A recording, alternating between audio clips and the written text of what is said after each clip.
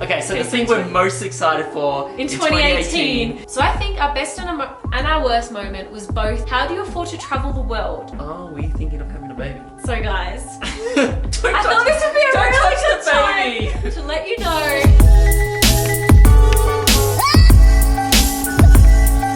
Hi! Hey everybody, how you guys doing today? Bit of a different video. It's the end of 2017, so we thought we'd do a roundup Q&A. I don't remember the last time we did a Q&A. Over half a year ago, we've decided that this is going to be a new tradition. At the end of every year, we're going to do a wrap-up Q&A, answer some questions about our year. You guys had a lot of questions because the last time we did a Q&A, I think our audience was tiny, less than half. There's a lot of new people, so hello to everyone. I'm Stephen. Subscribe this year. I'm Jess. Nice to meet you. Yes. Alright, so before we get started, I want to share something. You haven't looked at this for a whole year, right? I haven't looked at this for a whole year. Okay, so on the 1st of January this year on a plane, I'm pretty sure it was on a plane, I grabbed a sick bag from the back of my plane seat and I wrote down my goals for this year. It wasn't used. It wasn't used, no.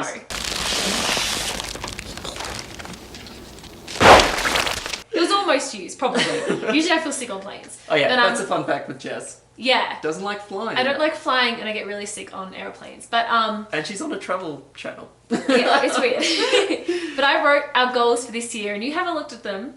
And I wanted to read them and see how we went. Because having goals is so important. It moves things from being dreams to reality. So you have something to like aim towards. Okay. What did we write? Like, I wrote Stephen and Jess's, there's only 6 of them. Stephen and Jess's goals for 2017. 1, get married. We did that. We did that. We did that. Yay! Woo! Ticks. We're married. Woo! 2, visit Spain and Croatia for the honeymoon. Someone is ready to go on a yacht cruise. I remember I decided to change it up. So we were initially wanting to do Spain and Croatia for the honeymoon. And Stephen really wanted to do Croatia, but I was really tossing up between Spain and then doing the road trip in the UK. And then I just decided Croatia's the warm kind of part of the honeymoon. Let's do something completely different for the other half. So it went for the UK. So we still need to do Spain. Well, we did half of that. I totally forgot that we were thinking of Spain. Yeah, Croatia was just locked in. Yeah. And we must have just totally forgotten about it. But I'm so glad we did that UK road me trip too. as well. Nearly there, Bubs.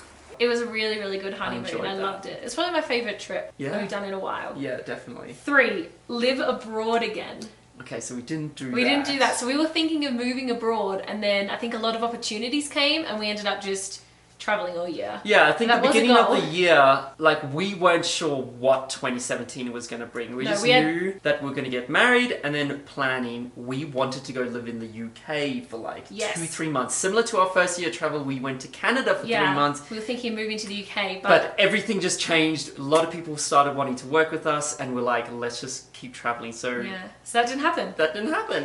Oh, number 4 is good. We said 4, have a white Christmas. Oh my goodness, so that's happening. Spoilers, by the way. I'm not sure when this video is coming out, but we are currently in a very cold place. Yes. So yeah, we are going to be having a white Christmas this year, so that's cool. Okay, number 5 is really good. Yeah. So number 5, our goal at the end of the year was to hit 30,000 subscribers. Wow. And we've almost doubled that. We're almost on 60,000. You guys are amazing. We almost doubled our goal. That's I know, crazy. It's crazy, isn't it? And it wasn't like a goal to be like, let's get as many subscribers as possible. I think we were like, in terms of like, if we're talking about YouTube as a career, which we never talk about, we have to aim towards some goals because eventually, you know, we want to have a family and we need to, you know, be... Yeah, we want to use like... Okay, we want YouTube to be our job. This is why we never talk about this stuff. It feels weird saying it, but we would like... Back then, YouTube, we didn't see it as it could be a job. It was just fun. We're like, let's just travel for however long and, you know, if this all crashes and burns, we've seen the world.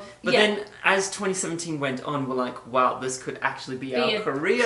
But I like how we were hitting towards like 30,000, which is still such a small number. And we almost doubled that. Yeah. Wow. It's really cool. We could actually hit 60,000 before the end of the year. Yeah, we could. We're like 2,000 away, I think. Help us, guys. Help us get our Christmas miracle. Double what we got gold. And number 6 was, okay, so we had 3 countries we really wanted to visit. One was Japan. Oh, okay. So we did that. Yes. One was India. That didn't happen. And the other was the Philippines. That was probably my number 1. Which we didn't do as well. I know. Oh. I really want to do the Philippines. And at the end I wrote, let's do this. And that's the little throw up bag. What? Keep this. I want to... No! You gotta pop it! Aww. We didn't make a new one. Okay, but I 2017 is done. I still want to keep this though. Okay. For the minutes. Alright, let's get into the Q&A. Alrighty, so we asked you guys questions everywhere, because you guys are just everywhere. On our YouTube community group, our Facebook community group, on Twitter and Instagram, and on a video as well. Yes. And we chose the top 10 most asked questions. Most asked and also relevant to like 2017 roundup type stuff. Yeah. Yes. So the first question is from Manal. Best and worst moments of 2017. Hoping 2017 has been kind to you guys. So our best and our worst moment. So I think our best and our worst moment was both the wedding. So the best moment of the year was the wedding, of course. That's like amazing. Obvious. It's gonna be the wedding. I can't believe how the wedding turned out. We had dreams and hopes for the wedding, and it just blew all those expectations away. It was perfect. It was exactly what we wanted. But also the worst moment was also part of the wedding, because we actually didn't share this with you guys because it was super stressful. But 3 months before our wedding, our venue cancelled on us. Yes. So I had 3 months to find a new venue. And in terms of that, our budget doubled as well, because we had a certain venue. We were initially going to get married at our actual house where we stayed, the incredible villa. But there were some complications with the surrounding villas. They said no parties, no nothing. No events. Can't have the wedding. So we I was like, oh my gosh, now I need to go find a venue and pay for a venue. It was the most stressful time. We didn't vlog it because sometimes stress can take over vlogging. I understand there's some vloggers out there that are really good and can like thrive on that. We don't. It's only stressful what happens. I was like, I needed to like not film for a couple of days and get it sorted. And luckily though, within I think a week or two, we found St. John Hotel, and I'm so glad that actually the Airbnb cancelled. Yes. Did you think? Because like the venue that we ended up having was way nicer. Yes. I was really happy with it. But yes, it was a bit stressful, the wedding, but also it was the best part of the year as well. And if anyone has got married before, you probably totally agree. There's always nodding hiccups. right now. The worst bit of the wedding is planning the wedding. Yeah. But yeah, good question. So our second question comes from Instagram. Your username is JJuan. Or Jackie Joanne. Jackie Joanne? Is there anything you would change about your last year of travel? And what was the number one thing you learned when traveling this year? First of all, I would change absolutely nothing. 2017 was the best year for so many things. The best year for our relationship, the best year for travel. And the best year for our career. And our best year for our career in terms of like moving things forward, actually starting to make like an income. Yeah. And we went to 22 countries. 22 countries in 1 year. That's almost like we're currently That's crazy. Well, we just came back from our 50th country. That's almost half the amount of countries we saw in our lifetime in 1 year.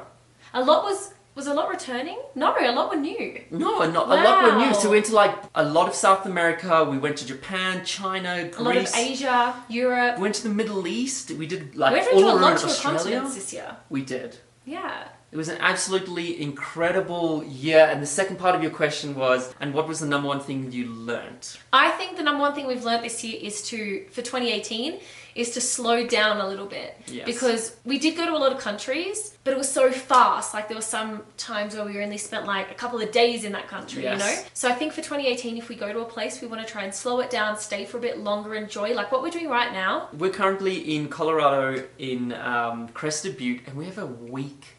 Like 7 days here. We've unpacked. In one house. We went grocery shopping. Yeah, it was so exciting, and I cooked food. So that was great. So I really want to slow down, stay in more Airbnbs as well. Yes. Like half, because like this year we stayed a lot in hotels and hostels. Yes. I think I'm now getting back into the whole Airbnb vibe. The homely having feel. Kitchen. Yeah. It keeps you sane on the road. Definitely. As amazing as tick off countries, like we just realised that we need to slow down so we can explore a bit more. Yeah. So Cameron from Facebook asks, what's your favourite country you've ever been to? So I think in all time, everyone our asks favourite this country. for us. Yeah, everyone asks us. Even when we meet people, they like, so what's your favourite country? Because you've been to 50, you've got to have like a favourite. Yeah, we do. Our favourite country of all time is Canada. We absolutely love Canada. Just everything about it. But my favourite country this year that we visited was probably Greece. I'd agree. Greece. I would love to go back and see more of the islands. Definitely. Greece. Yeah. I think also we've been a bit biased because we did get married there and we had a family holiday. Like that's what that we was need nice. to do more. Yeah, more family. Like we're currently in this insane holidays. house with 7 bedrooms and I'm like, I wish my family was here. Yeah. Like I think... It's just America's quite far for them to fly to, I think, at this time of year. But Japan was also a very close second as well, if you guys were wondering. But I think we just saw such incredible countries this year. It's really hard. But Canada, we love you. I think because it's so similar to Australia Australia, but it's But it's also so different. I love it. It's hard to explain. We'll do a video on why we love Canada one day. Yeah, we could probably do a whole video on it. So our next one is from Bruno.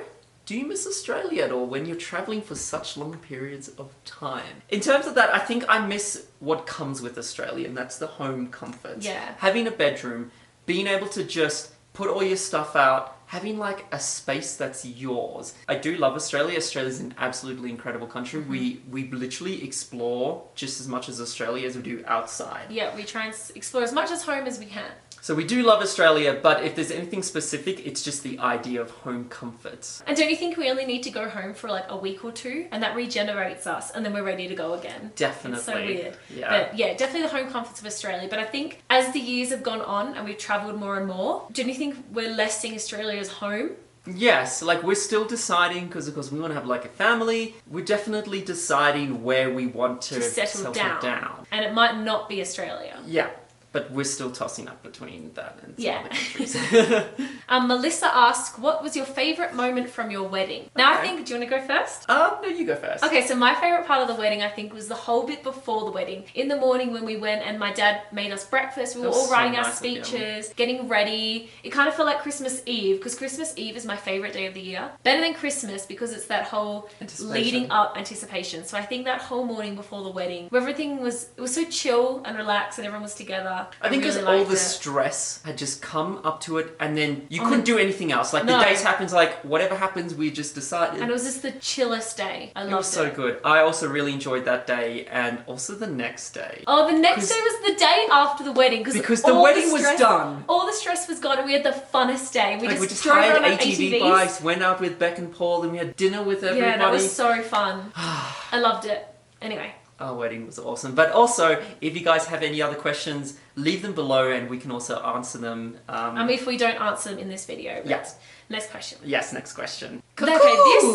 Cuckoo 23. We get this question a lot, especially from people that aren't exactly in English-speaking countries, because they always ask us, why flying the nest? What does flying the nest mean? What's with the name? Flying the nest means leaving home. So it's like, you know, a little bird flying the nest, leaving home for the first time. Yes. And the first day the first video we ever did was the first day we left home. It's really embarrassing. It's so cringy. But it was our first day leaving home, aka our first time flying the nest. And ever since then, it's like we're documenting our time since flying the nest. Yes, and we didn't want like a standard travel name. I didn't want to be called like Backpacking with Jess and Stephen, because I feel like, okay, if you're wanting to start like a YouTube or a blog, I think it's really good. You need to think of the future. And think of a generic name, because Backpacking with Jess and Stephen kind of means you're always going to have to be backpacking. It always has to be about travel. Where Flying the Nest, it could branch into other things, like when we do want to settle down, it still makes sense. It's still documenting our time since Flying the Nest. Because like, if you guys want to know like the future of this channel, of course we're going to keep doing travel, but also